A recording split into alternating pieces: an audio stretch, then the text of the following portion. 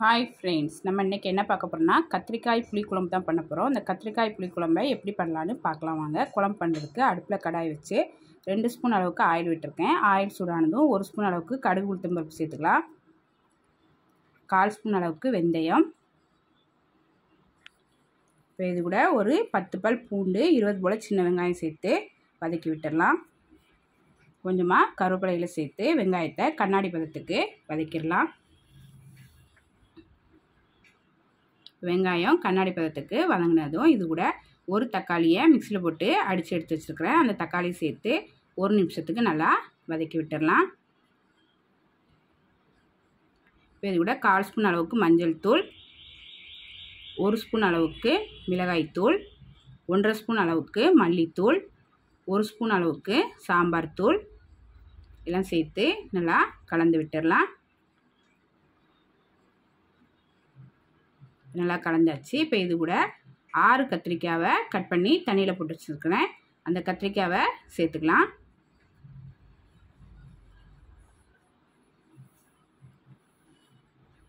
இப்போ கத்திரிக்காய் சேர்த்து ஒரு 3 நிமிஷத்துக்கு நல்லா வதக்கி விட்டுடலாம்.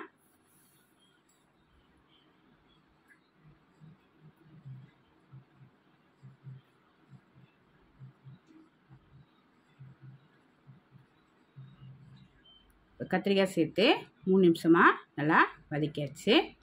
இப்போ இது கூட 1 கப் அளவுக்கு தண்ணி சேர்த்துக்கலாம்.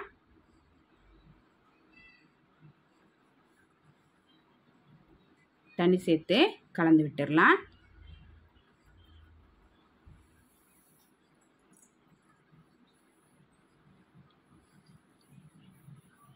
குழம்புக்கு தேவையான அளவு உப்பு சேர்த்துக்கலாம். உப்பு சேர்த்து கலந்து விட்டுடலாம். இப்போ மூடி போட்டு அடுப்பை மிதமான தீயில வச்சு ஒரு 10 நிமிஷத்துக்கு நல்லா வேக வச்சிடலாம். இப்போ ஒரு 10 நிமிஷமாக கத்திரிக்காய் மசாலா எல்லாமே நல்லா வெந்திருக்கு. இப்போ கலந்து விட்டுடலாம். இப்போ இது கூட சின்ன லெமன் சைஸ் புளியை ஒரு 20 நிமிஷம் ஊற வச்சுட்டு நல்லா கரைச்சி வடிகட்டி 1 கப் அளவுக்கு புளிக்கரைசல் சேர்த்து கலந்து விட்டுடலாம்.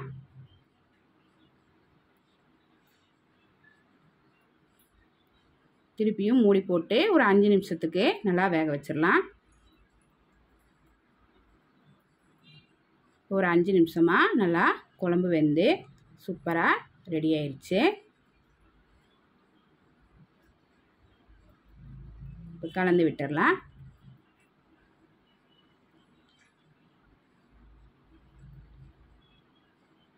இப்போ இது கூட 1 ஸ்பூன் அளவுக்கு நாட்டு சர்க்கரை சேர்த்துக்கலாம்.